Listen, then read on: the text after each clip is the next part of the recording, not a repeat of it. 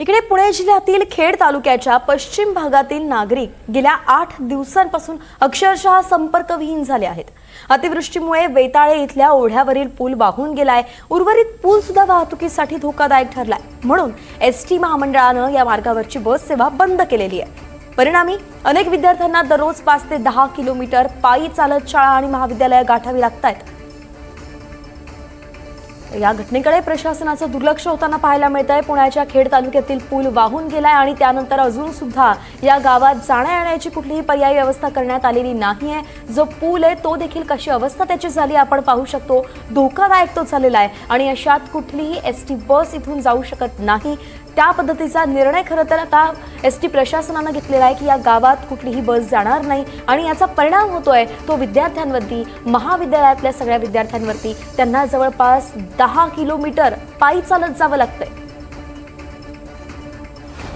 ज्या ठिकाणी आज उभे आहोत तो रस्ता जिल्हा मार्ग आहे आणि तो मुख्यमंत्री ग्राम सडक योजनेतून गेल्याच वर्षी झालेला आहे।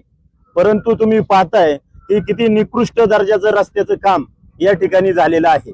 एका पावसाच्या पुरामध्येच हा रस्ता वाहून गेला आणि त्याचंच कारण देत गेल्या 8 दिवसापासून आमच्या गावामध्ये एसटी दळणवळणाच्या सुविधा पूर्णपणे बंद, एसटी महामंडळाने आडमुठी भूमिका घेऊन बंद केलेले आहे। काही ग्रामस्थांच्या मदतीने ते लोकांना बाहेर काढल्याच्या नंतर सकाळ झाल्याच्या नंतर फार असं भयानक वातावरण निर्माण झालं आणि वातावरण निर्माण झाल्यानंतर रस्ता वाहून गेल्यानंतर एसटी वगैरे बंद झाली। तर आमची शासनाकडे मी स्वतः एसटी डेपो मध्ये बाबा त्यांच्या व्यवस्थापकाकडे जाऊन बाबा त्यांना विचारलं, बाबा आपल्या दुसरे वाहन येतात तर तुम्ही ती एसटी तुमची चालू करावा। 8 दिवस झाले पूर्ण रस्ता बंद, एसटी बंद आहे आमच्याकडे येण्या जाण्यासाठी, ते पूर्व चालू व्हावा। त्या एसटीने जर आलं नाही तर डायरेक्ट 7:30 ला एसटी असते। सायगाव पर्यंत एसटी असते, तिथून पुढे आम्हाला चालत यावं लागतं 3 किलोमीटर आणि येथून साबुर्डी 5 किलोमीटर आहे। सगळ्यांना एवढं चालत यावं लागतं आणि त्यात रात्रीची वेळ असल्यावरती इथं जनावरं खूप आहेत।